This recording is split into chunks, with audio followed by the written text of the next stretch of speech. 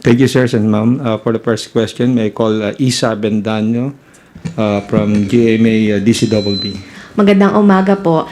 Meron pong survey yung Okta Research and dito po sa survey na to na conducted last December lang pero recent lang po nilabas, 59% ng Filipinos po ay in favor na mag-rejoin yung Philippines sa International Criminal Court while 55% po ay in favor naman na mag-cooperate yung government natin sa probe ng ICC sa war on drugs. Your thoughts po bilang dalawa rin po kayong abogado. Then si Congressman Adyong po. Thank you.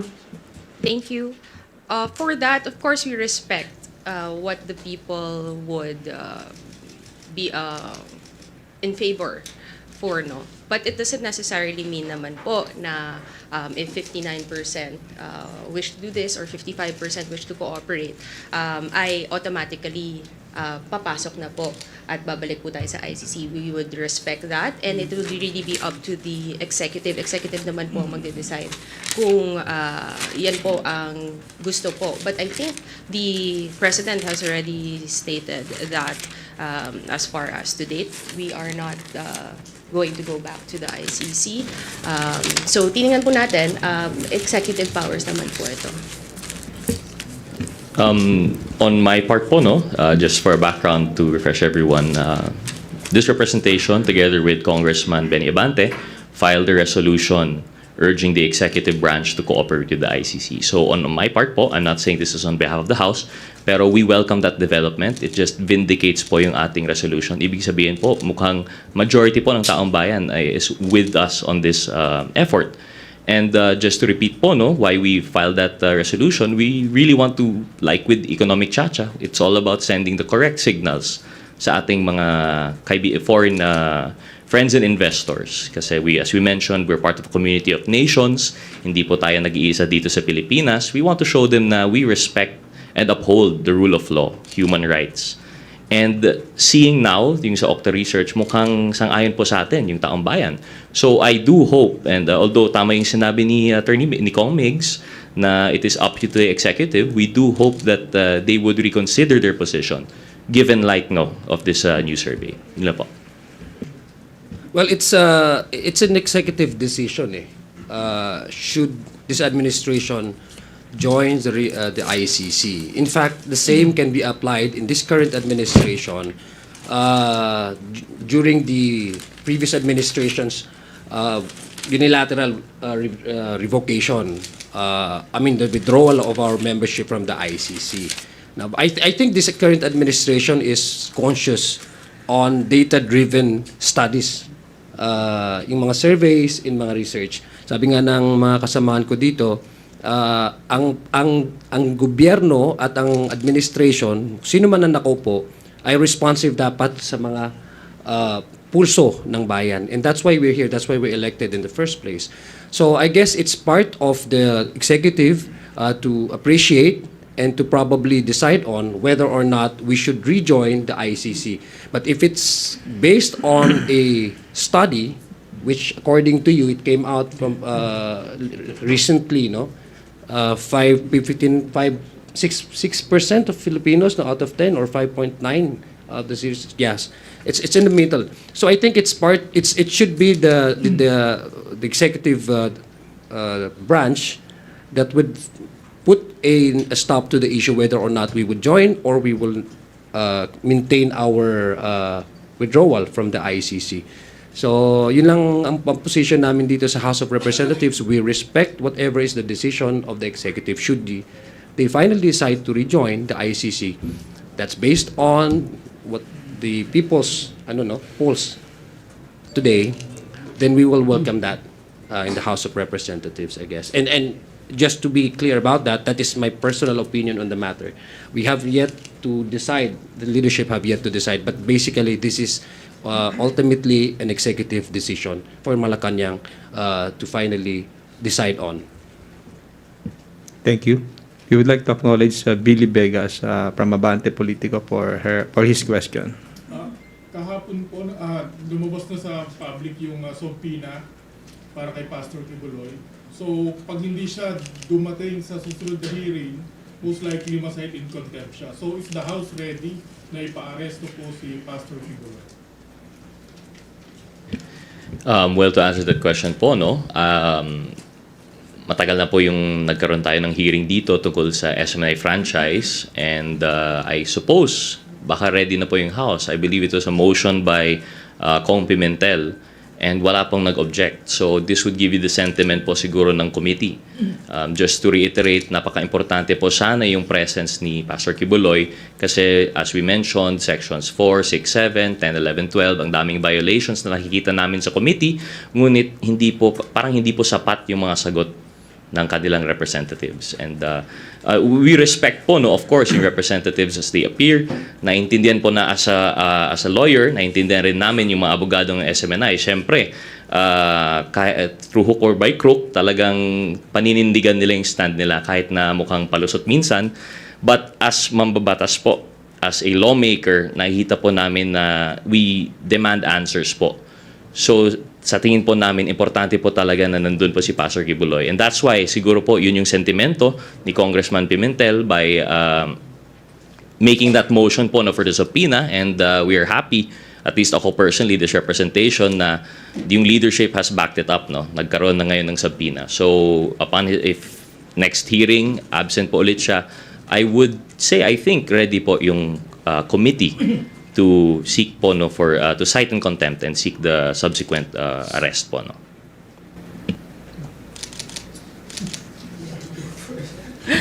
Well, with that, the committee will not be able to issue any subpoena if the committee and the House is not ready.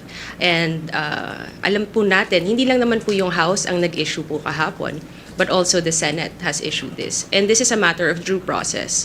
And it's only right also na dumating po sana si Pastor para masagot po niya yung mga katanungan that is in relation to him and his own personal knowledge. So sana po dumating siya para itong mga tinitingnan natin sa pagtitingnan sa mga prangkisa ay makapagsalita po siya. And that's only a matter of due process, and it's his right na sana dumating siya para masagot niya ang mga katanungan at hindi lang mga tao na dumadating at para andyan na lang po. Masagot niya lang talaga lahat ng mga katanungan instead of insinuating a lot of things po. Well, I'm not a lawyer, but you know, may kasabihan kasi ang mga abogado eh. Flight is an admission of guilt, di ba? So we only issue subpoenas if the respondent is uncooperative, continuously dismissing the power of the House of Representatives as granted by the Constitution. It's a perfect avenue for anybody to defend himself if there are allegations that such violations are committed by his person or by his organization. This is a perfect way for the pastor to really share his piece, no, to the public. Kasi ang idedepensa po dito yung, I think, yung franchise ng SMNI. So, sabi ko nga, I would like to reiterate, we don't take issuance of subpoena lightly. We only issue subpoenas if there is a deliberate dismissal or rejection or ignoring the invitation of the House of Representatives. That's the last recourse. And his presence is very, very vital in the ongoing committee hearings para mas makita yung buong picture po ng pagdating po doon sa usapin ng violations ng SMNI. Thank you. RG Cruz from ABS-CBN. Good morning po. I have two questions. Sa camera na lang po kayo sumagot. First question, may statement si Senator Amy Marcos claiming that yung AKAP funds baka na-divert doon yung ilang pondo from na dapat nakalaan sa mga pensyonado. What is your response to that? Well, taking from what you said, no, baka, no.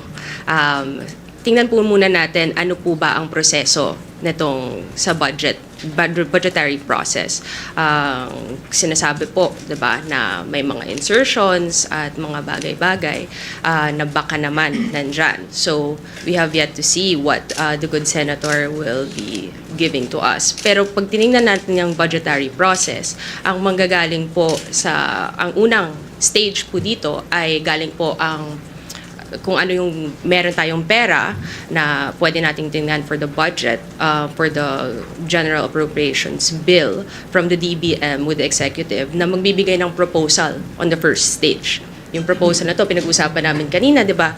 Since month naman po ng pag-ibig pa rin ngayon. Para nang yan, pag may nagpo-propose sa inyo, nagliligawan. Di ba? Hindi naman automatic pag yung proposal na yan ay yan na po ang nakalatag na plano. Nagbabago po yan. At nakita nyo naman po, kung pinapanood nyo, the House, when it started deliberating on the budget process, has gone through the deliberations with the various agencies. At makikita nyo yan online, pwede nyong balikan, na ginawa po ang proseso na nakalantag po sa batas natin at napunta po to sa Senate at nagkaroon pa ng BICAM po. So ginawa po natin ang proseso na nandun sa Constitution natin, sa batas natin, sa pag-aaproba nitong General Appropriations Act na from the bill. And earlier, I think before we came in, Secretary Rex has already mentioned that the DSWD welcomes this program ng AKAP. Kasi nga po, bakit po ito magiging masama when ang pera po ng taong bayan, ang binabayad po yung buwis, ay bumabalik naman po sa taong bayan. Diba po?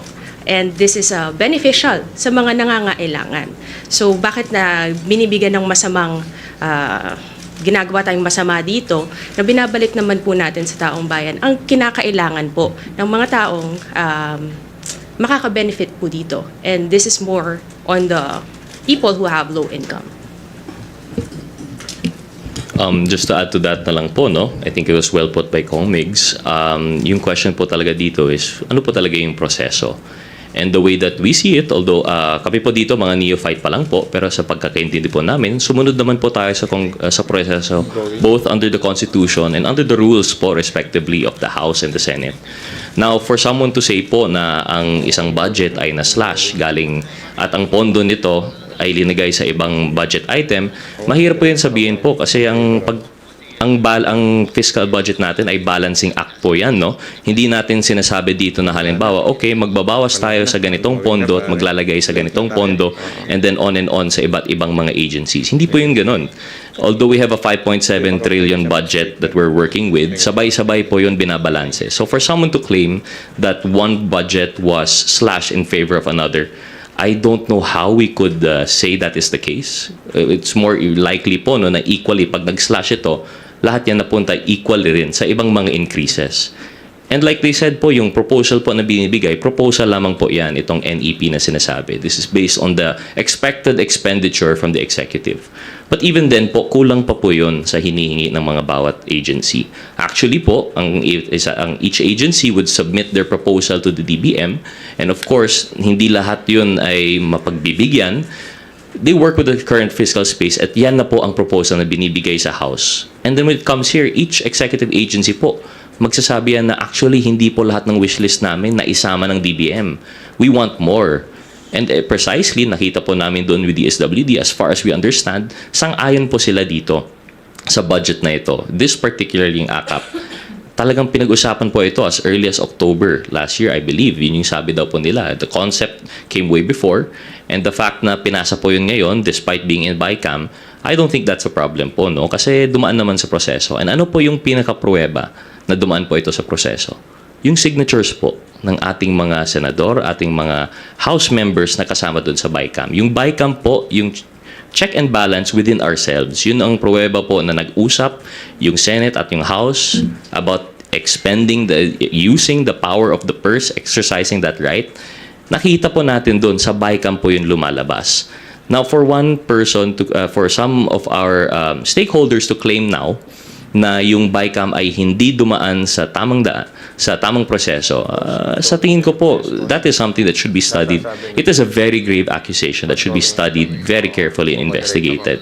Paano po natin masasabi na hindi dumaan sa proseso, kayo nga po ay nag-signify you showed your intention, you showed your approval of the same by giving that signature. So, yun lang po. Sorry po, no? I think we mixed two topics, no? Between the signature issue and then yung issue nung kung saan galing budget, no? Yung slashing. But I think we have to look at it as a whole. Proseso po yan at dumaan, as far as we understand, sa tamang proseso rin naman po. So, yun lang po. Sir, may nalansig. Just to add to what Congressman Mix and Congressman Rod said, Nasagot naman. yung I don't see any irregularities, no, dun sa process. Na-explain naman po ni Kong Rods na the usual process is that the executive proposes the budget, and this is the NEP, National Expenditure Program, and once it is being deliberated in the House, and once the BICAM approves the budget, based on the NEP, it is now become the GAA, diba? It now becomes the GAA. Pero sabi nga, we can reduce, the Congress can reduce, it's a usual process. We can reduce, we can augment budget proposals cited in each of the line items per agency. In fact, it happened previously, no? May mga cases wherein, Kong Rods, correct me if I'm wrong, yung libreng sakay ba? Libreng sakay yung ano. Libreng sakay is just the same thing, diba?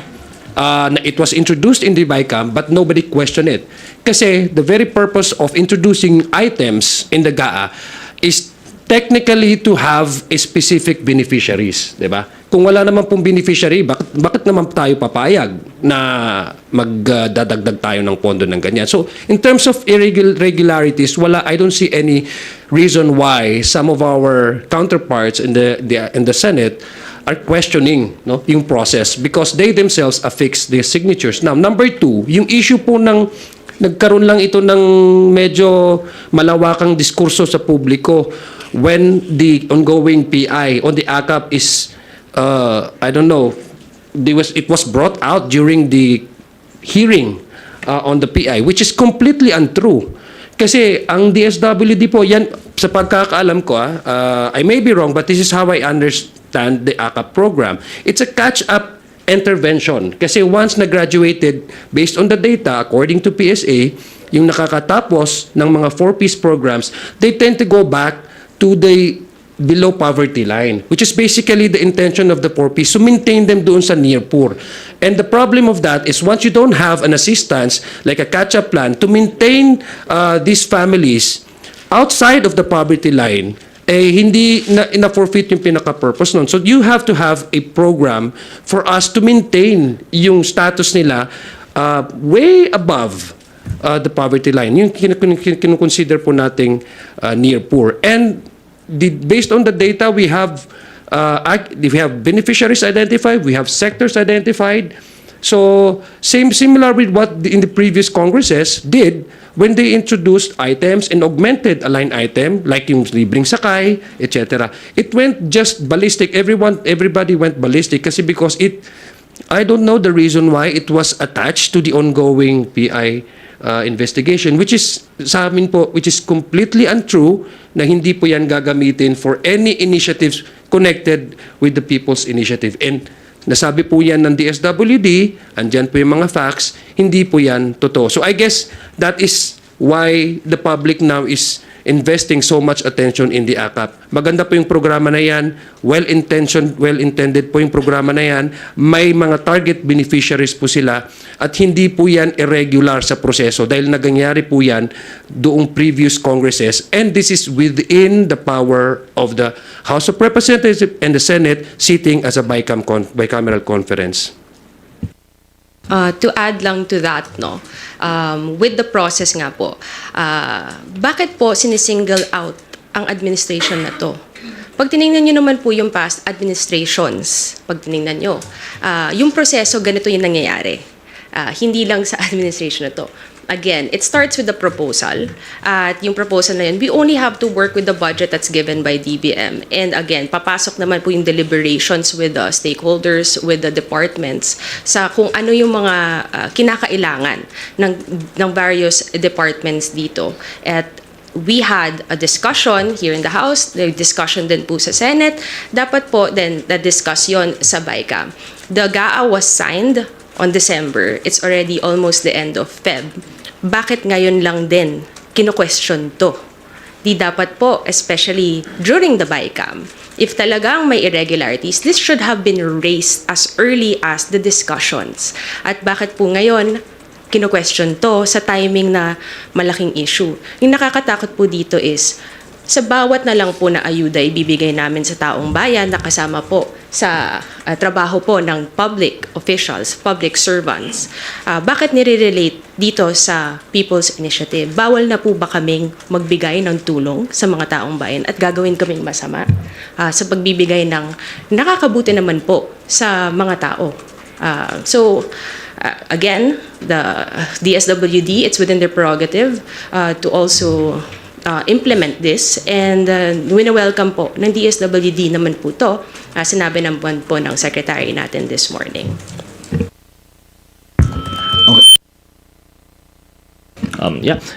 Thank you, Kongs. To my colleagues from Mindanao, very well pointed out. One thing I want to add lang po, no? As mentioned last week and brought up again by si Kong Zia, yung libreng sakay is one important example. Is it not po yung libreng sakay? Hindi naman po yung talaga regular item ng DOTR. And actually, unang lumabas ito during COVID pandemic with Bayanihan, yung law, yung Bayanihan Act.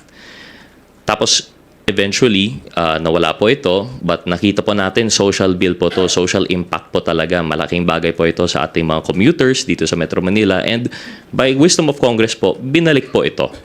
In BICAM rin po, if I'm not mistaken, for last year.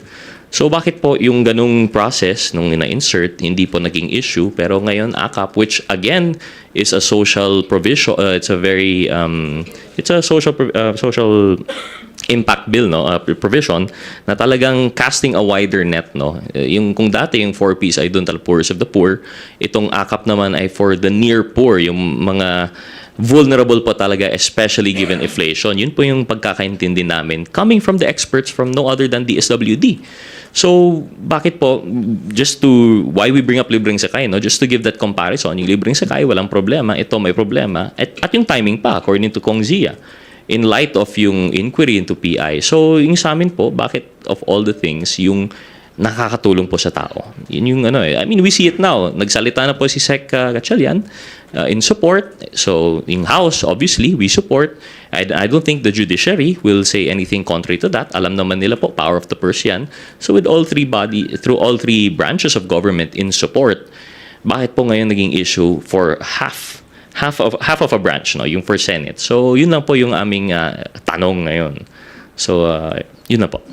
I have another question, but this is specific to Kong Migs. Yesterday, you had a statement addressing yung allegation or your criticism from the camp of SMNI connecting yung supposed political plans ninyo or ng inyong pamilya in 2025 dun sa dynamics in Davao with SMNI, dun sa nangyayari sa SMNI na parang pinalalabas is parang ayaw nyong lumakas yung SMNI because of its connection to the Dutertes. Can you address that criticism? So, una, no, anong kinalaman talaga po ng politiko sa mga violations nila sa franchise? It has nothing to do with it. Kung hindi sila nag-comply with their franchise, and this goes beyond this year, this is their second round for the renewal of their franchise, at they haven't been complying. Anong kinalaman po ng politics po doon? Sa kanila naman po yun. Decision po nila na hindi mag-comply. And I do not know why hindi pa po tapos itong chapter na to na nire-relate po ako sa SMNI. I am not a member of SMNI. The personalities that were said, the political personalities are not members of the Kingdom of Jesus, nor do they have, or I have myself have anything to do with the operations of SMNI. Wag po natin i-mislead at i-misinform at ibudol ang publiko na may bahid ng politika to. Even with the resolution that I filed na pasa naman po at ginawa na ng NTC ang kanilang trabaho because may nakita silang violations. Well, again, one vote lang po ako sa Congress. The same as Kong Zia, Kong Rog, at kahit naman po na ako po yung nag-file ng resolution at hindi po ako yung nag-file ng revocation, It has nothing to do with politics. Maybe kailangan nilang tingnan kung paano na nila dedepensahin itong mga violations nila sa kanilang prangkisa kaysa gamitin na naman ako para sabihin may political agenda po ito. Yun lang. Thank you, ma'am. I would like to acknowledge Tina of GMA 7 for her question.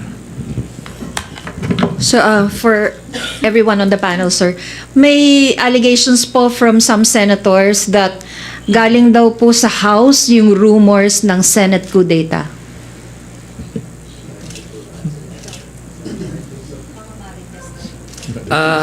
Tama, Marites, no? We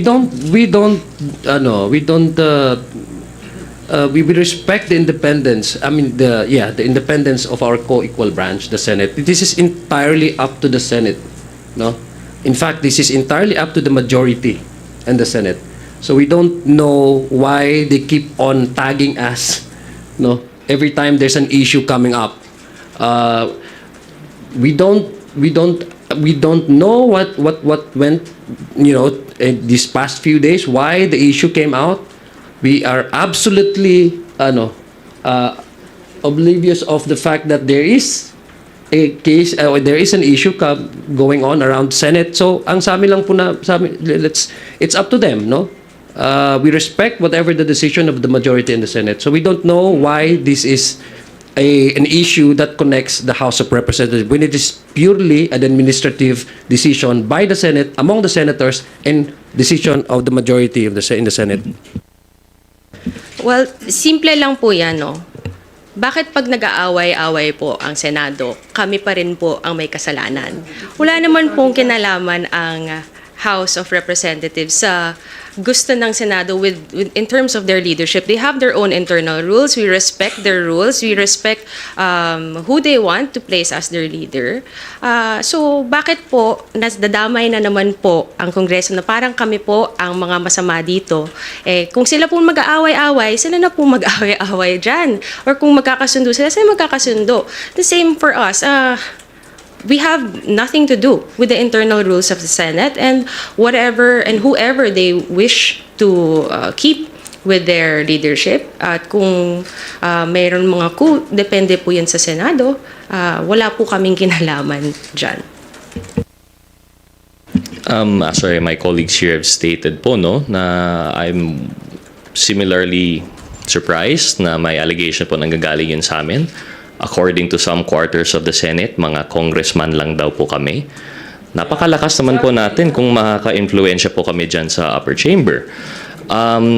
Kinakagulat po namin ito because as far as I'm concerned, as far as I know, yung question po ng voting jointly ay doon lang sa economic chacha. Bakit po biglang kasama na kami sa internal rules nila about electing their leaders? Wala naman po kaming boto doon. So I would say na this would be suntok sa buwan po, no? Siguro yung allegation na we are related there. But with that said, we do hope that the Senate comes over. Naintindihan po natin there is a current impasse between the Senate and the House on a professional level po, no, sa trabaho natin. But I hope also yung whatever internal strife po magkaroon man ng Senate. Although we will not meddle, we do hope na matatapos po ito soon. Kasi po, the sooner that they are able to settle this, the sooner we're able to work rin po. Like we've said time and time again, kahit last week, we have a golden opportunity. Ang dami nating mga priorities, amongst which yung economic chacha, let's not forget. Sana po makabalik na po tayo sa trabaho. So kung marites man po yan, as according to the reporter po, kung marites man yun, I hope it stays as that.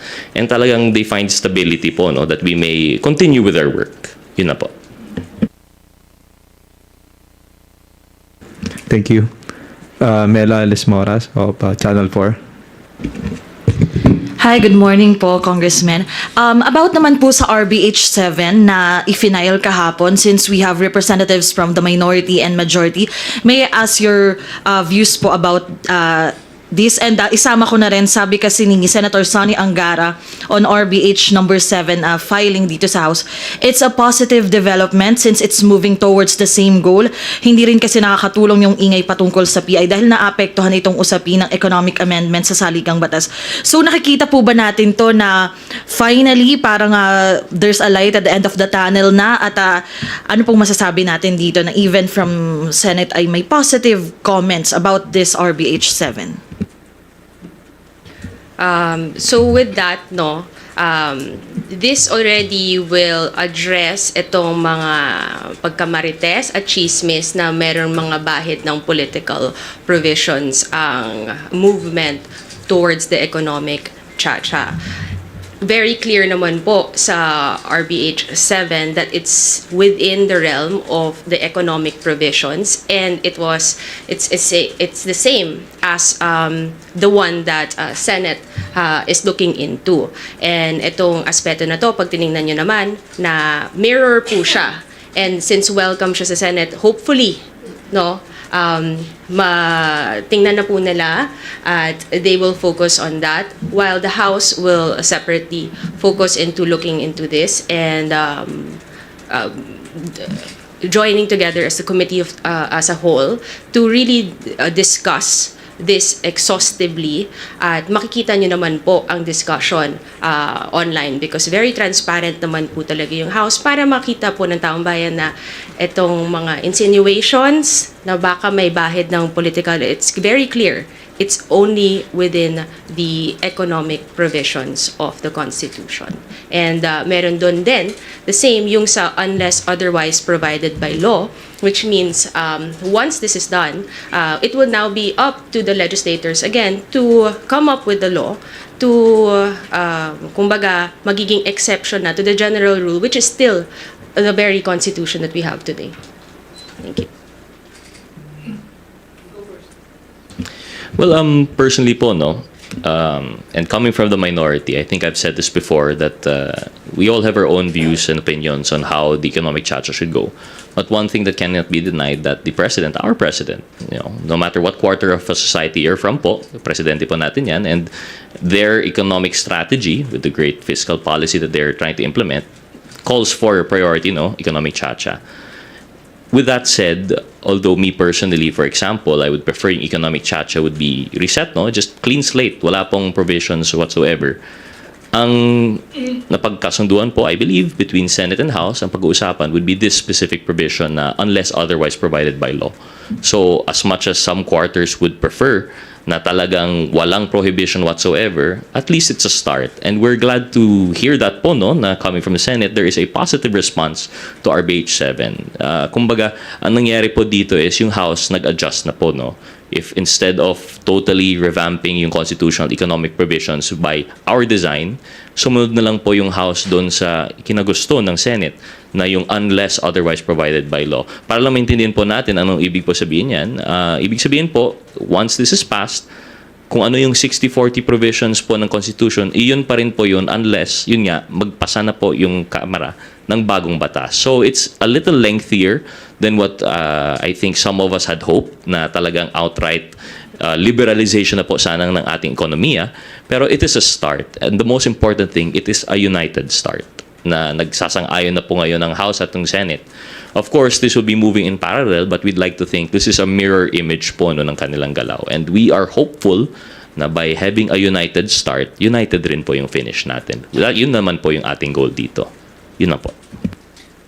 Well, it only reinforces, no, our consistent message to the public that the House is very, very sincere to work with the Senate in revisiting our Constitution, specifically the economic provisions.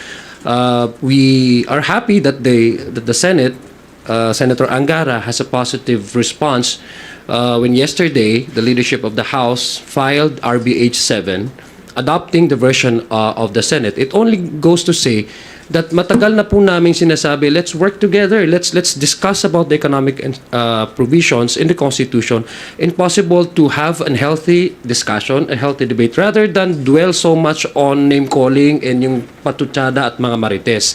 So, yung ganung klaseng pagbibigay po, it's a display, it's an evidence of our full support to the calling of the President na gusto niya talaga is magkaroon ng adjustment dyan sa economic provisions natin para mas lumago yung ekonomiya natin, foreign direct investments, etc.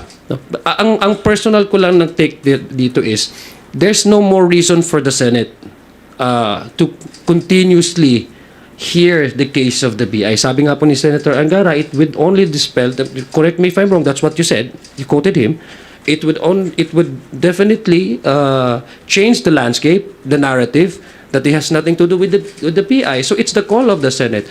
If we want to really have a open and healthy and productive discussion on the economic provisions that we would like to amend, let's wrap up the investigation on the PI kasi they have never and have yet to approve any of the allegations they're discussing. So in order for the public to really understand what we want, what the President want, what the Houses want, and what the Senate want, insofar as the economic provisions is concerned, let's insulate this process from bickerings and from name-callings. And the only way to do that, to move forward, is to stop and wrap up the PI investigation nila sa Senado kasi namamuddle up na po yung information. In fact, ordinary people cannot even categorize and distinguish between what's the discussion on the economic provisions and what is this ongoing PI is about. So yun po yung panawagan po namin. Let's sit down, discuss this over in a healthy manner, productively. Let's exchange ideas at wag na natin ito i-delay pa ng i-delay ng sobra at mag-focus doon sa ibang issue na hindi naman makakabuti sa imahe ng legislature. I'm talking about both chambers of Congress. Just to add lang po, no, although not necessarily, hindi po tumbok dun sa question, I think we've answered that po, no? But it was rightly put forward by si Kong Zia dun sa PI issue.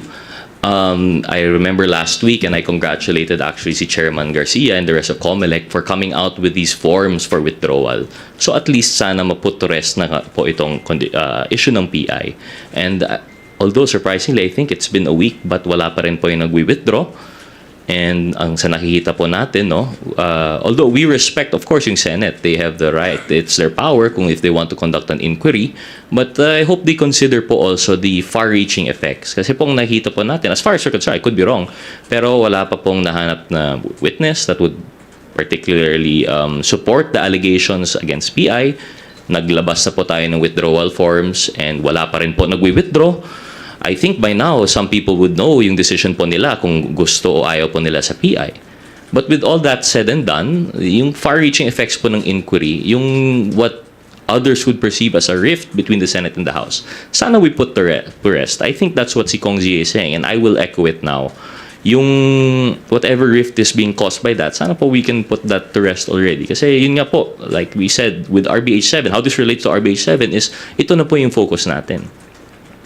Hindi na po, I hope we can set aside PI that we may actually work on RBH 6 on their part, 7 on our part. Together we work on this. Ito na po yung focus. So I don't think there's any more reason for either Chamber of Congress to be up in arms about PI. So yun lang po yung may dagdag ko. Thank you. For today's last question, you are recognized, Marian Enriquez of Channel 5. Good morning po. Kahapon po kasi pinasa na po ng Senado sa third and final reading yung 100 pesos na aumento po sa daily wage, minimum wage sa mga manggagawa sa private sector. So meron din po apila si Senate President Mig Zubiri na sana raw po yung mga counterpart, yung mga mamabatas natin dito sa Kamara, action na rin po yung wage increase bill. Ano po ba yung stand niyo po rito? Well, syempre we welcome any wage increase lalo na the cost of living is really getting higher ngayon, 'di ba? Itong 100 peso increase on the minimum wage is good for the people pero hindi po to sapat. And in any wage increase, alam po natin na syempre it will be additional cost sa mga businesses, especially sa Pilipinas, about 98% ng ating industriya are run by micro, small, medium enterprises. I think PSA released this data in 2023. At kung yung mga maliliit na mga enterprises ay kukunin, syempre additional cost yan para dumagdag sa kanilang pampasweldo sa kanilang mga labor, sa mga employees, no? Then dito papasok ang sana nga po pag magkasundo na po ang Senate at saka Congress at gumagawa po natin ang trabaho natin with regard to the economic provisions. Itong mga losses na kukunin ng mga maliliit na enterprises, mga maliliit na business, pag nagkaroon ng investment sana sa mga foreigners ay masasalo nila at matutulungan ang mga enterprises na to para mataas ang sweldo, para hopefully mas marami pa ang trabaho at mas magiging sustainable ang mga businesses natin, which is what we want para mas maging maganda ang ekonomiya ng Pilipinas at ang kabuhayan ng ating mamamayan as a whole.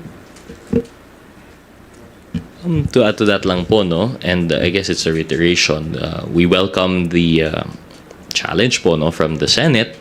And if I'm not mistaken, a matter of fact, meron rin pong legislated wage increase bill dito sa House for 350 pesos. But like we said, why it's not on third yet, is that talagang ibabalance po talaga natin ito. Kasi po, hindi ito biro, although we may say na mataas na increase po sana ito, let's say yung either the 100 as proposed by the Senate or the 350 that we are deliberating here. Alam po natin, malaking tulong po dito sa ating mga kababayan. Pero on the flip side po, I believe 90 to 95% ng ating mga business dito ay MSMEs. And based on yung mga financial experts, yung resource persons that we've had, based also on our esteemed colleagues na mga ekonomista, why we urge for caution with this, yung pagbalanse is that kung itaas man ito na legislated, na hindi pinag-aaralan ng mabuti, baka pumalya naman yung mga negosyo at lahat, mas maraming mawawala ng trabaho. So, we really have to balance it po. And to remember for both houses, I think, for both chambers of Congress, iba po yung legislated wage increase. Meron po tayong actually mechanism with the executive in DOLE for the increase of wages na onti-onti they would pinag-aaralan po nila, they would study it and they would implement. Now to have an overarching across the board legislated wage increase is really mabigat po talaga yan. So that's why we accept the challenge. Definitely, we hope that they would also consider yung sa amin, yung 350 pesos. But for both sides, I think we should approach it cautiously kasi marami pong stakeholders dito. Hindi lang yung mga sinasahod, yung nagbibigay rin ng sahod. No? So, yun lang po. We have to see what's better for the economy. But what we can say, sorry, ibabalik po namin doon, economic charter change, as I think it was Kong Janet Garin, who mentioned na siguro makakamit po natin 350 pesos wage increase easily or even more kapag may mga investor na po tayo from outside. Kapag may mga capital na papasok na po through foreign direct investment. Pag talagang umunlad po yung ating ekonomiya, then definitely uunlad rin po yung ating standard of living. So yun lang po siguro yung aming hope. Salamat po. Yes, baka reiteration din na additional yung point lang na sinabi kanina ni Congresswoman Mix at saka si Kong Rods na once you propose kasi, this is a well-intentioned bill. We're not questioning. I personally do not question. I in fact laud the intention of those proponents na magkaroon ng increase ng 100. Una, it's not even enough, no?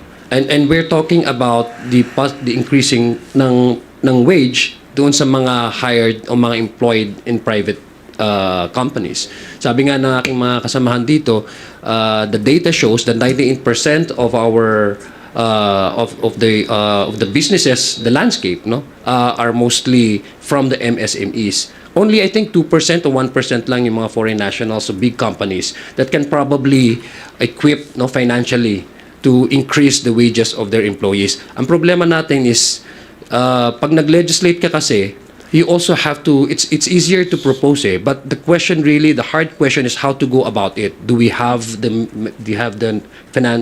capability? For example, if we are to require all private companies which are basically MSMEs, to increase the salaries of their employees.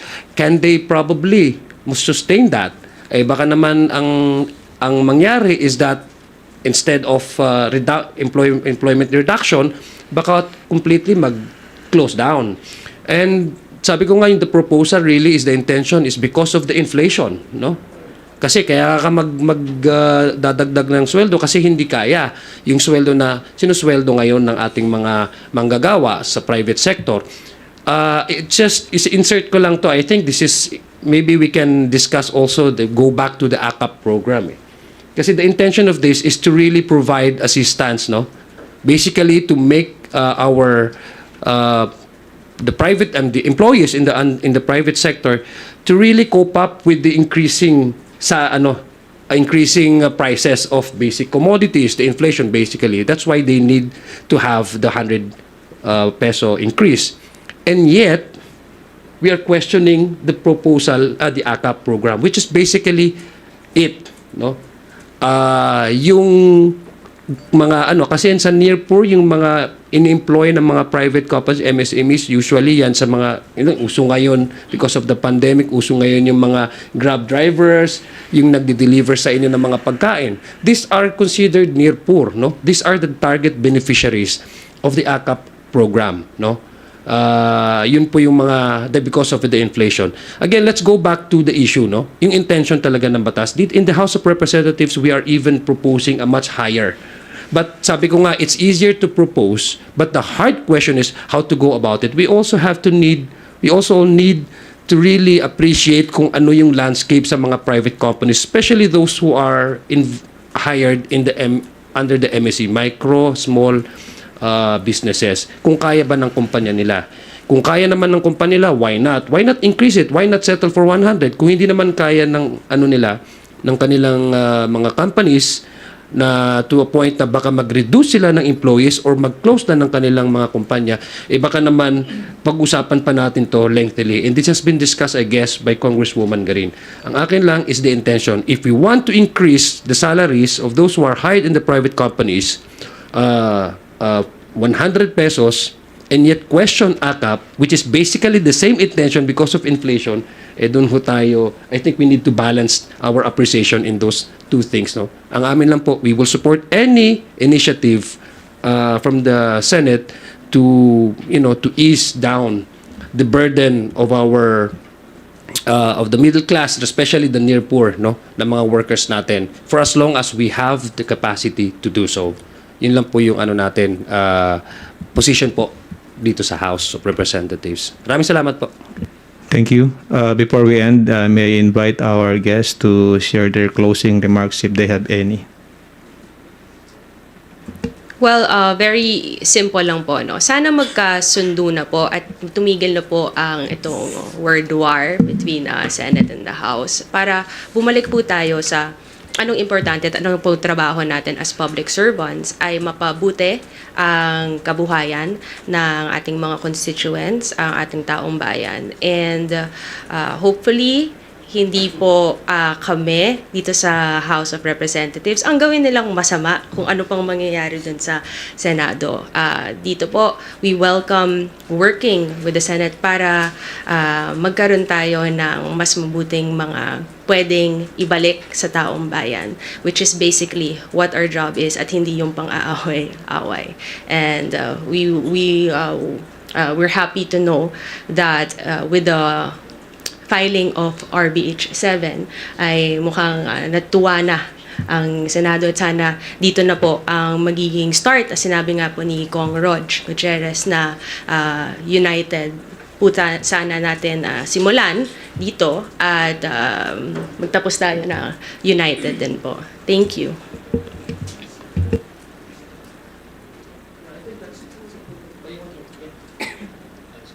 I guess just a closing remark. Thank you everyone for coming here. I hope we were able to elucidate more on yung mga katanungan natin ngayon. I'll just be echoing siguro, yun naman talaga yung theme natin po ngayon. Everything we're doing here is for the betterment of the country. Yung ating concern po, whatever impasse there might be, whatever fetish might be between the two houses, the two chambers of Congress. Sana po we can set aside these differences already. And like we've already called for the weeks prior, we have a golden opportunity ahead of us. Let's set to work. United start, united finish. Para sa bayan naman po yun. Maraming salamat po. I think for me, on my part, as a closing remark, again, salamat po sa opportunity again na makasama po ang ating mga friends in the media. Yung pagpasa po ng RBH 7, sana dun po we can start new and fresh, no? Sana po, again, it's our commitment to the President and it's our commitment to the people that we are really interested, no? In pushing for the amendments and the economic provisions. Kasi ang dami pong problema talaga, inflation, unemployment rate, etc. So this is the one way, no? I think this is the perfect avenue for us to discuss lengthily in a productive way on how to solve issues that confronts our people, no? Sa kulang ng trabaho, kulang sa sahod. So I'm optimistic that with the filing of the RBH 7, adopting the version of the Senate, we can finally move forward, no? Whatever was said in the previous weeks or days should be water under the bridge already. Dapat ho magkaisa at sa amin po dito sa House of Representatives, ang amin pong sa leadership po ni Speaker Martin Romualdez, we are really open and we are willing really to work with our counterpart in the Senate in a productive manner, in a way we can really discuss yung mga merits po ng proposal to amend the economic provisions. So dapat po doon na tayo mag-focus para po sa kapakanan ng ating taong bayan. So maraming salamat po sa pagkakataon and good morning again. Assalamualaikum. Thank you again, Congresswoman Migs, Congressman Zia, and Congressman Rods for your participation today. See you tomorrow. Magandang hapon.